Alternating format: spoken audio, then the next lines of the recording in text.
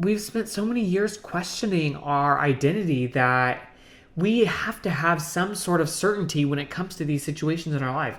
We're spending 40 hours a week in a full-time job. It's so difficult because your identity is constantly being questioned. We're being questioned about our ability to do things just because of something we couldn't even choose.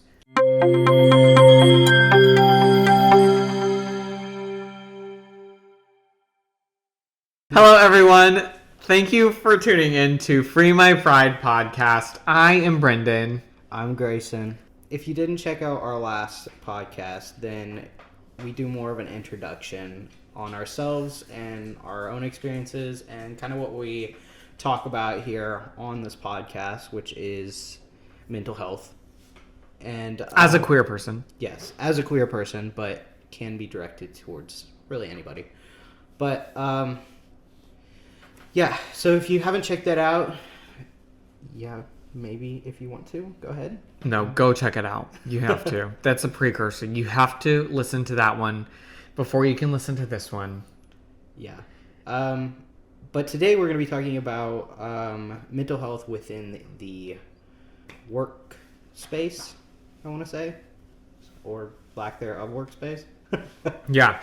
And I think it's important to also note that we are talking from the queer experience.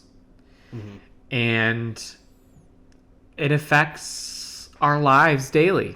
So we are really wanting that to play an important role.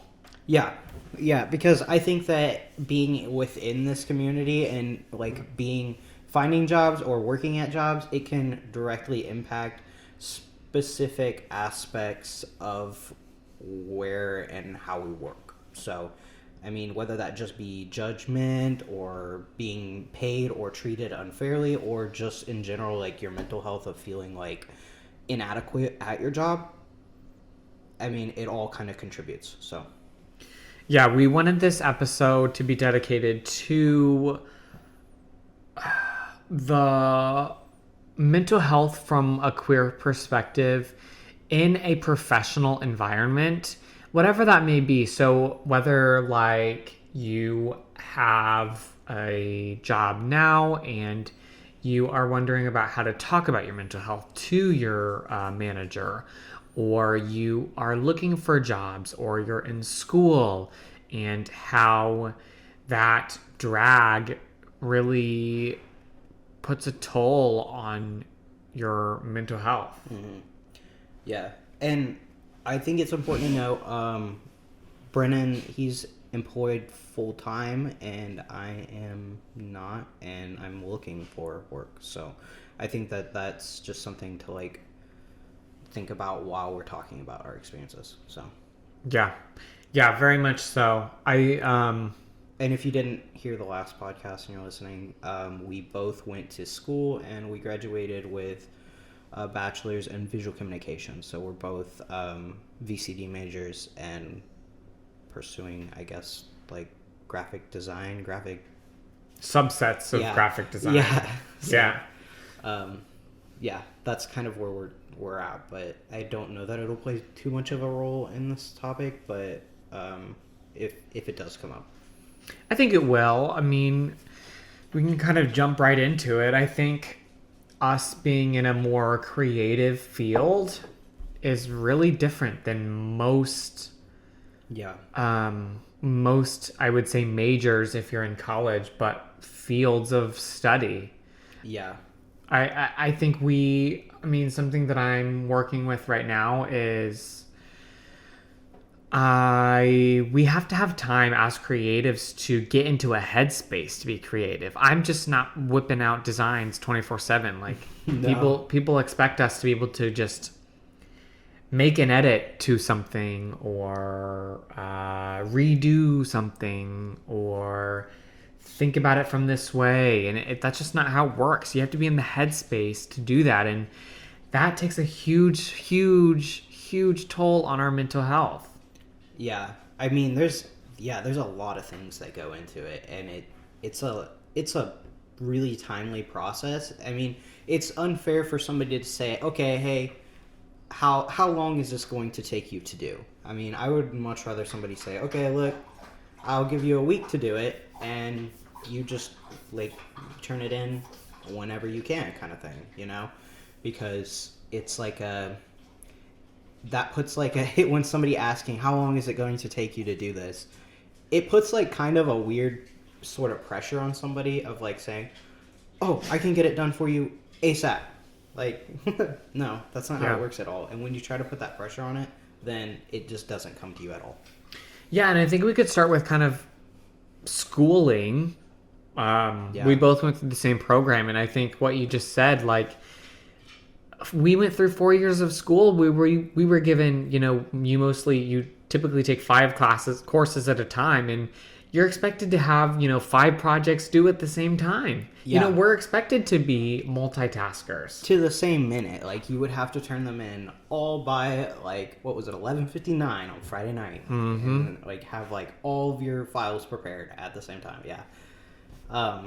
Which is so stressful and anxiety inducing. And I don't know if you experienced the same thing, because a lot of my courses were very, very similar to each other. It was like you were taking the same class 5 times. Yeah. So it was like you had to have an idea, and you were trying to create a different idea for a different class. So it was like you're putting this pressure of like, do not have the same things within these 2 projects. Which I think is kind of ironic, because like as a queer person, you're struggling with your identity so much that like when you add a creative field, not even a creative field, but when you just add 5 different courses, or pretty much the same 5 courses on top of that, I mean, it's confusing. Like, that's not probably not the best word, but like, you're trying to juggle all of these things where you're trying to figure yourself out. I mean, you're 18 and having to decide what you want to do for the rest of your life. Oh my God, don't get me started. Yeah, no, it's hard to decide that, and unless you're like, you just kind of know exactly what you've wanted to do your entire life, you're probably gonna have to experiment with it. I know people who have changed their majors 5 or 6 times, which is totally fine. I mean, but it does suck, because it kind of like starts to, add time onto how long you're going to be in school, which, nobody really wants to be in school any longer than they need to be. Yeah, I mean, I went to a private university for my first year of college and was majoring in criminology and psychology, and I spent I'm in debt $40,000 and transferred to university, then I'm not doing that. Yeah. And it kind of feels like, I mean, I'm sure that a part of you feels like it was a waste, but yeah, I do know I'm grateful for it, because I do know that I wouldn't be where I'm at today without it. Exactly, which is I was going to get to, of like, it's an experience still. So I mean, a $40,000 experience. It's a $40,000 experience. Yeah, it was a great vacation. A year-long vacation. Oh my God. 18 credits every semester vacation. Yeah, I think school is really. College specifically, when we're speaking about school, we're primarily talking about college, because whether you like it or not, college is a full-time job. Yeah. You're doing, I feel like I don't even feel like, I know I did much more work in college than I did in my full-time job. I would even say doing like part-time, because I've personally, I haven't done part-time, but I've been around people who have done part-time, and you dedicate a lot of your time to it. I mean, I don't know how people who are working like full-time and then going to school like part-time, like that's a lot of work. I mean, you're working all day, you're coming home, and then you're working on projects and stuff. It's rough, but I mean, I don't know. I guess I had different expectations from when I came out of school. If you know what I mean? Like, what do you mean by that? So, I was always like raised to think like, oh, you go to school. Like, you get out of school, you go to school. Mm-hmm. And if you don't go to college, then you're not going to get a job. And that's what I would always like kind of thought. And that's kind of like what I want to even say, like movies and stuff has always taught us, like growing up, is like, oh, you go to college. So I had always thought that that's what you have to do, but I feel like now, like people, I've seen so many like jobs and so many people in places that they, like, I don't know. I sometimes a part of me feel like I didn't even need to go to school to be able to like do something really cool, do something really creative. Like a lot of people, they make it now without even having that part of their life, and I think that that's really cool.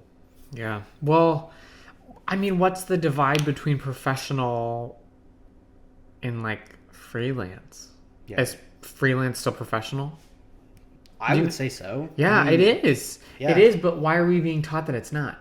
We're being taught that we should go and spend $100,000 on a 4-year university where it's basically just high school all over again.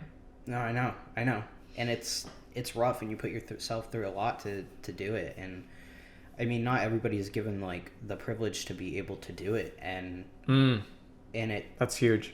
and it sucks because like I feel like a lot of people who aren't given that opportunity to do it, and who just frankly can't either afford it or don't have the time for it, or they're raising kids, or they have like an alternative kind of like, I don't know, reason as to why they can't do it.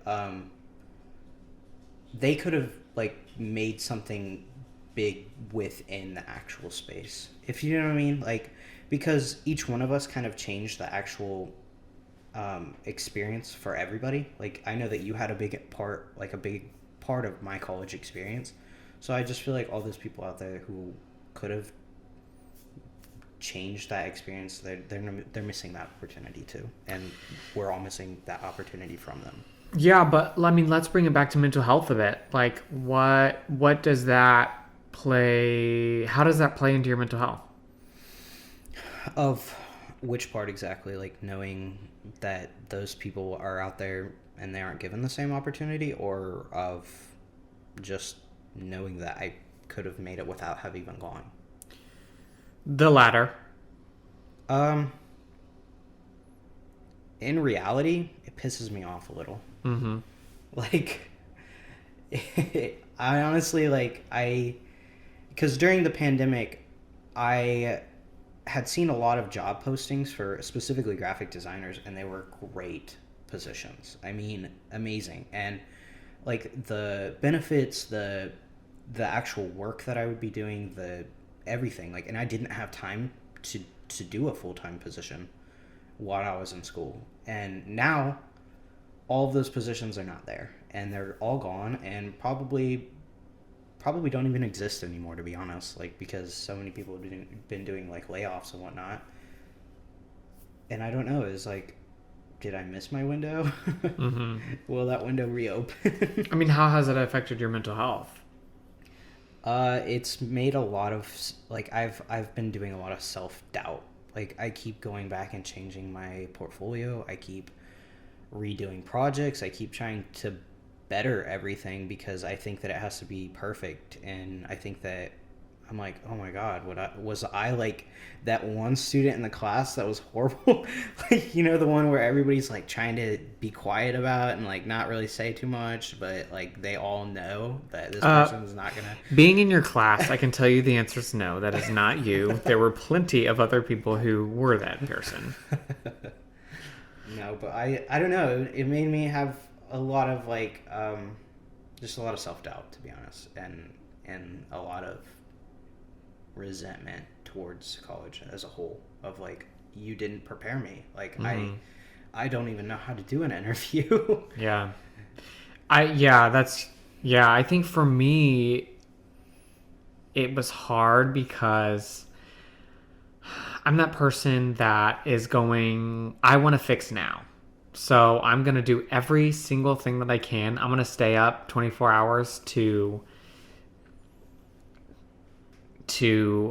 be the best that I can be, and make sure that I am making the opportunities for myself. I am not stopping, and I'm not, unless I get a yes, there's no stopping me.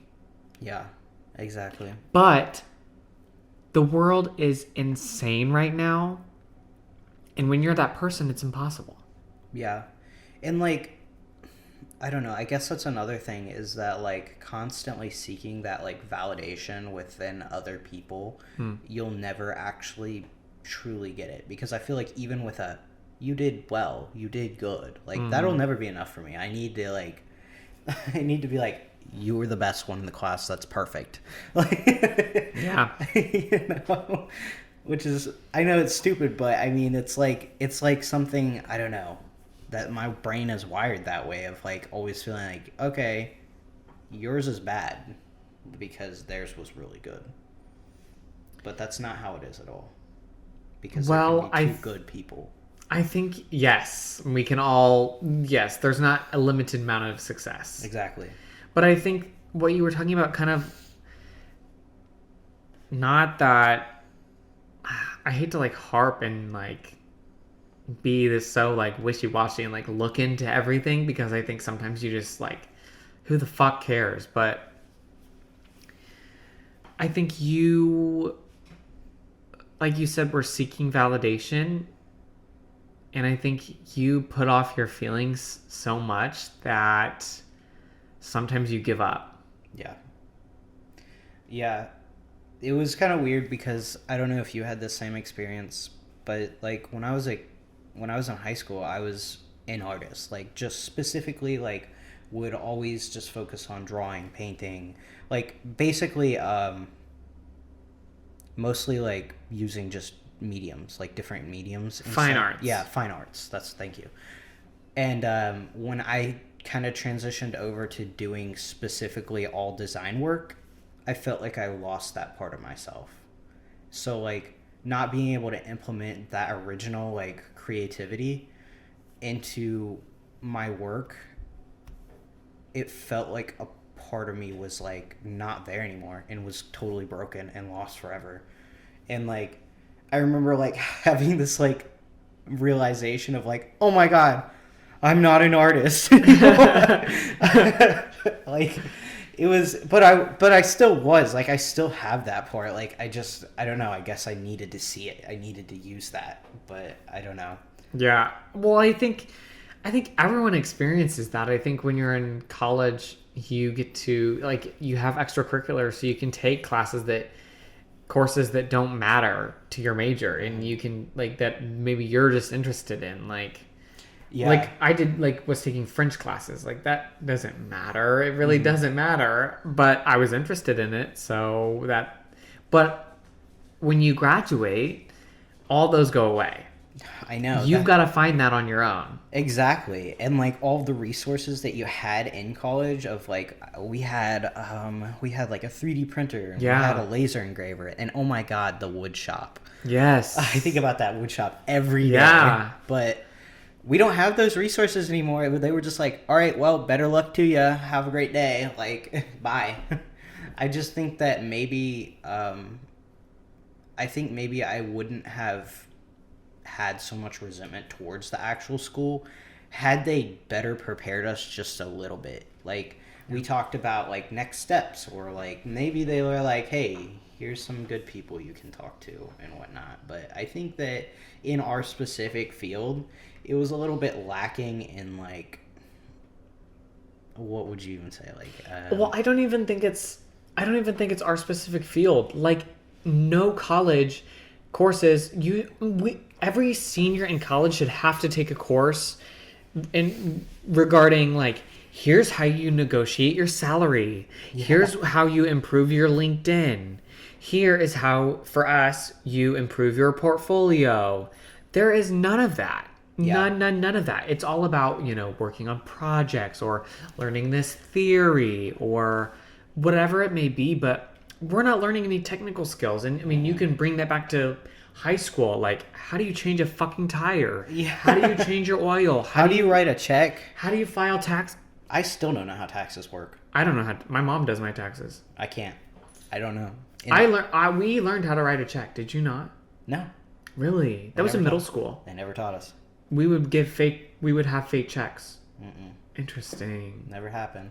The most I could say that people ever talked about, like, I don't even know, what would you even say, just like normal life skills. Like it was like all the way back to elementary school. I had a really cool elementary school teacher in, like, I don't even know, it was like fifth grade, that was like, these are life skills that you need, and I'm not sure that you're going to learn within the rest of your school career. And it was like, Wow. money, like how money works. So like she would like set up a whole system of like, you get paid for doing certain things. Like you go and, I don't know, push in all of the chairs, you get like $1.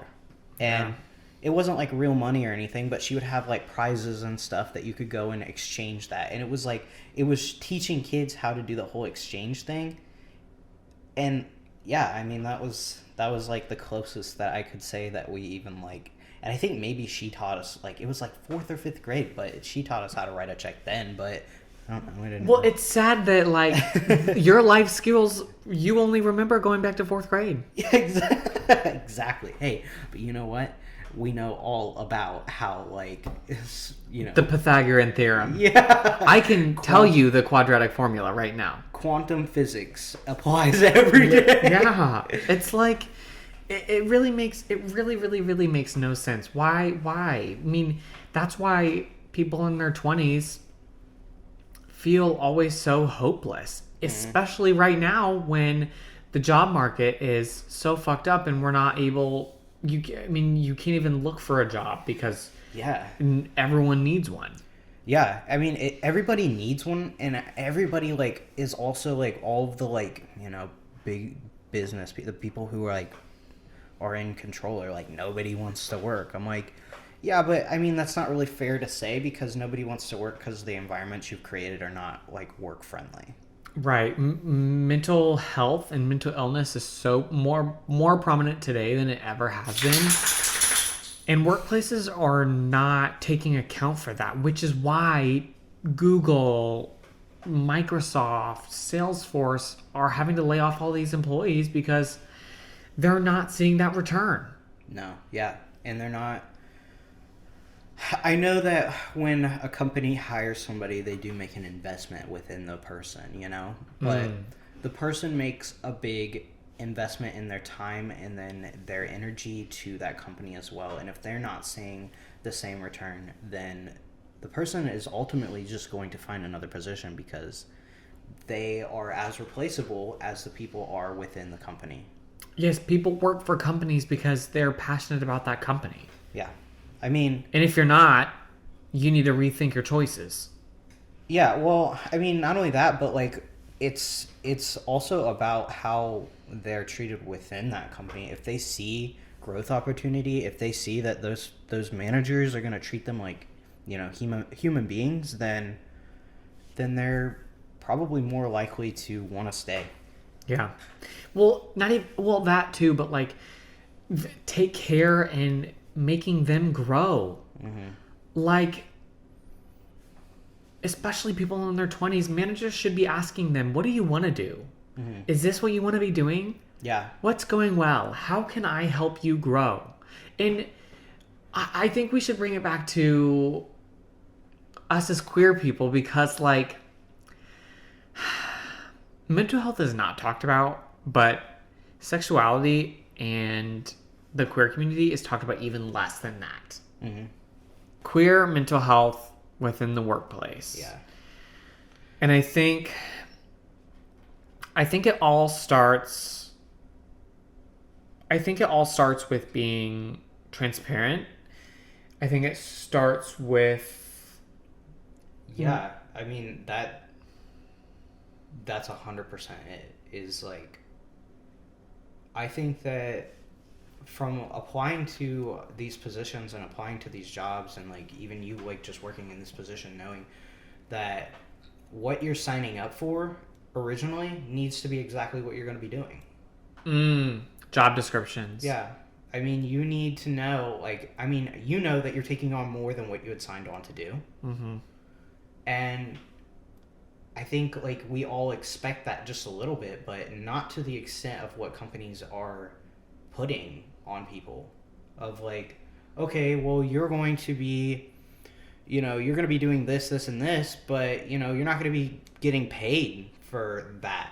You know, you're not going to be being paid your worth. You're not going to be getting the benefits that you need. Like, there's always going to be a catch. And I think if they're just transparent from the beginning, they say, hey, like, even if they aren't paying you what you need to be and they are working you, like, more, if they're transparent from the beginning so that you know that you're not wasting your time or you know exactly what you're signing on for, if they say, hey, look, this is going to be a lot of work and we can't really afford to pay you a lot, but it's experience, then I don't know, I'm more comfortable automatically.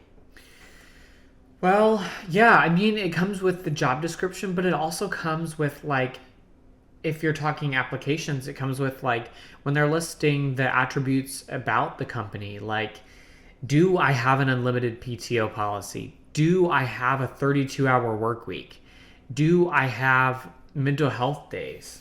You know, I've been really grateful for the company that I work for, because if I'm not feeling great that day, I'm able to just say, hey, it's going to be a slow day for me, or hey, I really just need a day for myself. I've been struggling lately, and I've been lucky with that. Yeah, no, I mean, your company is like, it's really progressed for that. I mean, a lot of companies don't do that, and they don't even take that into consideration. Right. Like, I know. I mean, we're moving towards it. We are, but when you look at other roles, like, just outside of, like, I don't even know what you would consider, like, the professional work. Corporate. Yeah, corporate. Like, when you're talking about, because I've worked a lot of, like, retail, fast food, and customer service jobs, you'll never have that. They don't value those employees. They don't care. They're just numbers. Well, it's, and I'm putting this in air quotes, essential. Yeah. You know, when COVID was shutting down. Yeah, I know, but those employees are always going to be the ones that are last on their minds, and it sucks. And really, those are the people who need the most mental illness help. Yeah, because they're not able to sit at home and, like, sit on their computer and work. I mean, not saying that those people who do sit at home and work on their computers at work deserve anything less and that they're not working as hard. I'm just saying, from being in those environments, when you're in a different environment that is less comfortable from being at home, you're automatically, like, your mental health is automatically taking a toll. I remember getting up and getting dressed every day to go to work was part of, like, the key thing that stressed me out. I hated my uniforms. I hated the way they smelled. I hated the environment that I was in when I got there. The, like, cold and just stale, like, I don't know, like, you just know that nobody in there cares about you, and you know that you don't care about anybody in there, and it's like you're there to collect a check and leave, but that's not really how a work environment should be. You need to bond with people. You need that, like, interaction. That's how humans in general work. Like, if you're excited to go there because you're excited to see somebody, if you're excited to go there because you're excited to do something, like, you know, create something or make something or do something, like, that's gonna automatically, it's gonna be worth it to you. I think for me, it came down to feeling like I was making a difference. When I was working retail jobs, I mean, I got my first job when I was 15 in a retail job. Mm-hmm. I never felt like I was making a difference. I was getting paid minimum wage to help these companies make billions of dollars every year and not seeing any return for myself. Yeah. That's shitty. And it's a little bit different in the corporate world, because for most employees, you know, I would say Microsoft or Google, it may be a little bit different because there's a shit ton of employees, but, like, in the corporate world, for the most part, you feel like you're making a difference. You can tell what return you're getting in your company. You know, if they're being transparent, at least you're able to see revenue, you're able to see disparities, you're able to see kind of the numbers of what you're doing is making a difference. But when you're working those retail jobs, it's not the same. And I mean, it takes such a toll on your mental health that it's like... And physical, really. Yeah. Yeah, your physical health of like just all of the shit that, I mean, and half of it's not even safe, like having to do. Because I remember 12-hour days. Yeah, half the stuff that I did there was like, it was not safe. It was not good for my body. Like, I mean, and like they don't ever take into consideration those kinds of things, and they say, okay, they'll be good with 1 week of vacation. I remember like my first job, they were like, you don't get vacation, and you can expect not to get vacation for like 2 years. Yeah, you're part-time.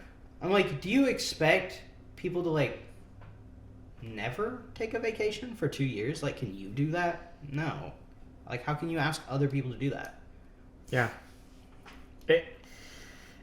It's really like a predicament that unfortunately is probably never going to be solved. No. From my pessimist mind, I think it is a never-ending problem, and I mean, it'll have to.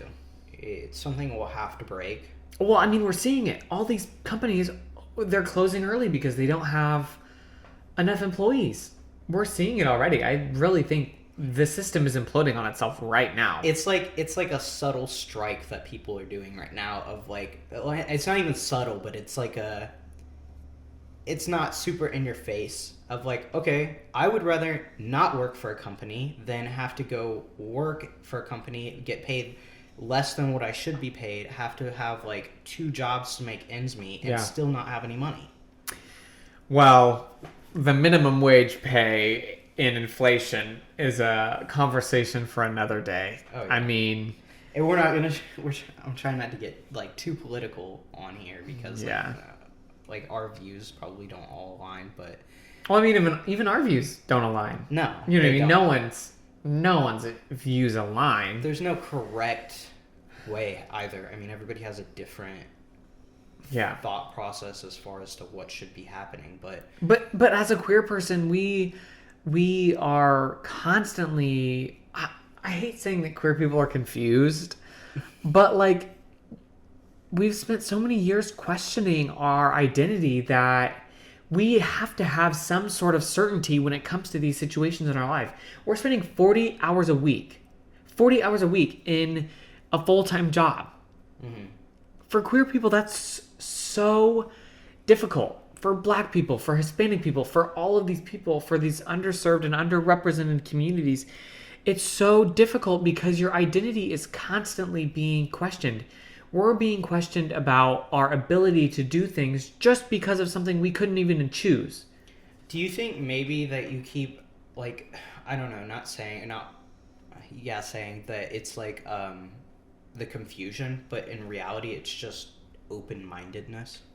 Like, it's just constantly questioning things just so that you're keeping the most open mind that you possibly can.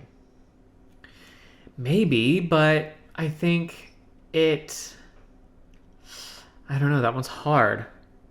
Because I know personally, like, I guess I would say I'm always confused about a lot of things because I'm always trying to see it from other perspectives. See, but we need more people like you in leadership. Maybe. Because the people in leadership right now are not. The people making these big decisions, the people who are affecting the people that matter, do not think that way. Yeah. And they're not... Here's what it comes down to, I think, is they only care about themselves. Yeah. They don't care about your mental health. But they'll be the first ones to take a 3-week vacation. Yeah, for their mental health. Exactly. No, really. Yeah, I know. And it's rough because I honestly, if I'm being 100%, in the next 10, 20 years, I never see that changing. So. Oh, I know. But that's why we need more people from communities that are maybe have gone through the ringer. Mm. We need more people in companies that are being led by people like that. They've been through that adversity. Yeah. They have. And I mean, I know that it's hard for us to kind of speak on any of that because we're both white men, but we are part of the queer community, and that's we can speak for that. Yeah, but I mean, that goes into another conversation of privilege.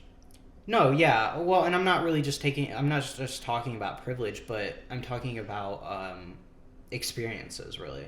Mm-hmm. Just like on what they can like implement within the workplace that would change it to be more comfortable for other minorities as well to want to even come to those, Yeah. I don't know, because I can't really speak on it too much because I'm not specifically part of any of those minorities, but I can say that we're not seeing enough. How do we fix it? Keep an open mind. Get more people that are. I mean, even if the companies that are all like, oh, well, we only hire straight white men, like if they hire straight white men, but that straight white man has an open mind and sees things differently, like, and then they start implementing those small changes. Speak up, yeah. Then yeah, I mean that's like if you're a straight white man and you're in a position of power, you need to change things. Yeah, and I'm going to kick myself later on because I'm going to remember, but I was listening to a podcast the other day, and it was a black person speaking, and they were talking about how it's not just their fight. Mm-hmm. From a queer perspective, it's not just our fight. From a depressed person's, an anxious person, from a mental illness perspective, it's not just our fight. We need people from other communities who are not suffering or have that characteristic or whatever to speak up. Yeah. I can't always be fighting for my mental health. Yeah. A black person can't always be fighting to make sure that they're being represented. Yeah. Exactly. Exactly. And like when I think it's really powerful too when you hear people who are not part of that community. Like when I hear somebody that is not a part of the queer community in any way, shape, or form, they say something to somebody else saying like, hey, you fucked up. Like that's super powerful. Because a lot of the times, like these people that do not view these people in the same way, in the same, like they don't put them on the same pedestal as anybody else, then they can still hear that person. I don't know. It's like their brain accepts what they're saying more. Yeah. Which is so fucking sad. No, it is. It is sad. Yeah. I mean, it's such a big solution and not even what we were wanting to talk about this episode, but yeah, I know. We need to talk about it. We went a different direction than what we were but I mean, yeah, no, definitely. I think we need to just think about it from a human perspective. Yeah. It obviously is a diversity of perspective, but it's equity versus equality. That's the whole thing. It's the whole freaking thing.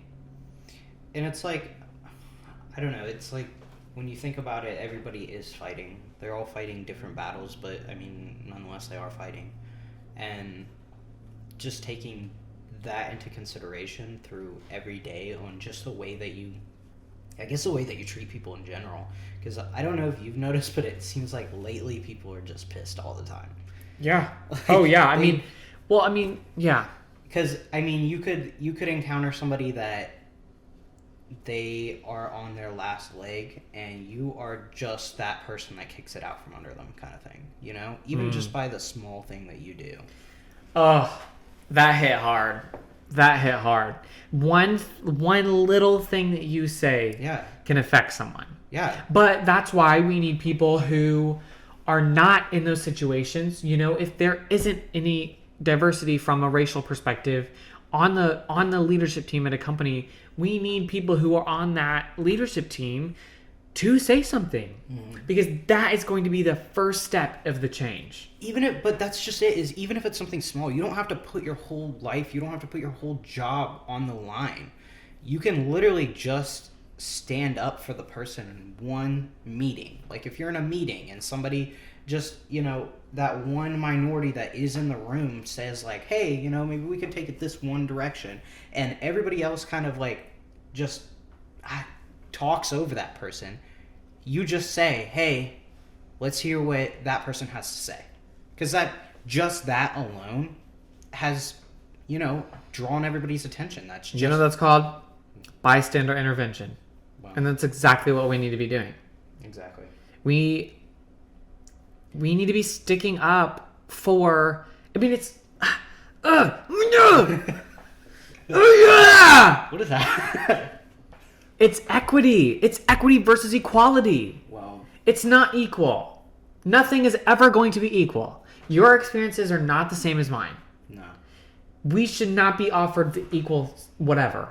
No. We should not be offered equal things. So, what if it was like something in a position when somebody is going to get hired and the employer asks them, what do you need? Instead of saying, like, putting a job posting out that says, all right, we're going to pay you $50,000 to do this job and, we'll pay for your health care. Like, what if they say, hey, what do you need? Like, what do you need to be able to successfully do this job, to come to work every single day, to give it your all? What do you need? And that person says, hey, I need $60,000. I need $60,000, and I need to know that whenever my kid is sick, I can take the day off of work. Because that's normal human, like, rights. That's right. Little does that person know that this is a mother of 3 children, a single mother. They are working another part-time job. You know what I'm saying? Exactly. It's equity. Well, when as someone else, a straight white male who just graduated from college is right now in this world is getting a sales job and getting 20% commission while on top of making $120,000 an hour. Mm-hmm. Yeah. Fuck all the way off. Yeah. And it's like, I mean, obviously the people would, this would have to be a system to where everybody would, actually say what they actually need. Like, it's not just like you have unrealistic expectations of like, oh, well, I get, 30 days off a month or something like that. Or I get $200,000 a year for the position you're being paid to do. Like, you would talk about what you think is fair for that position. But I think that the people that are getting hired would be more inclined to want to work there if that was what they were offered, to feel like that company was investing in them. Well, that's the whole thing. That is the whole thing, is companies need to invest in their employees. Yeah, they do. The companies that are offering their employees stock, you're doing the right thing. The companies that are offering their employees subscriptions to Headspace, you're doing the right thing. Yeah. The companies that are offering ERGs, employee resource groups, for the queer community, for the Black community, for the Hispanic community, for the Jewish community, they're doing the right things. Or offering, like, I don't know, on-site, like, medical, or, like... babysitting. Yeah, babysitting, or, like... adoption care. Or, yeah, just resources. Resources for, like, therapists, or, if they are struggling with their identity, to tell them where they can get help with. Like, I remember it was so hard for me to even find where I can go to get help with my transition. If that was available, if that was a resource, that would be so cool. Life-changing. Yeah. Life-changing. You don't even know, like, and it's so weird, too, because a lot of companies, they do offer a lot of these things, but they're so shady about it. No, but that's just it, is that they're so shady about it. You'll never hear about it, Well, I mean, I get 3 free counseling sessions a year. What the fuck are 3 free counseling sessions going to do for me? You think I'm going to change my life based on 3 sessions? No, you're right. No. But I mean, come on. Like, if you look at other positions, they don't even offer that. I know. No, I know. So, I mean, it is a step. It's not a very good step, but it's a step nonetheless. Right.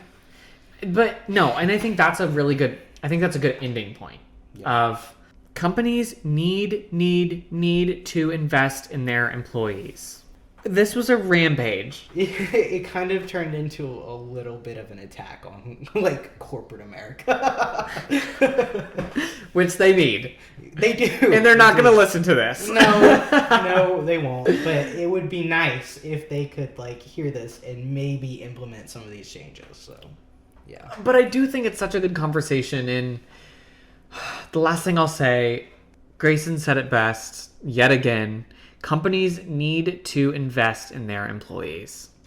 Thank you all for listening. Have a great day.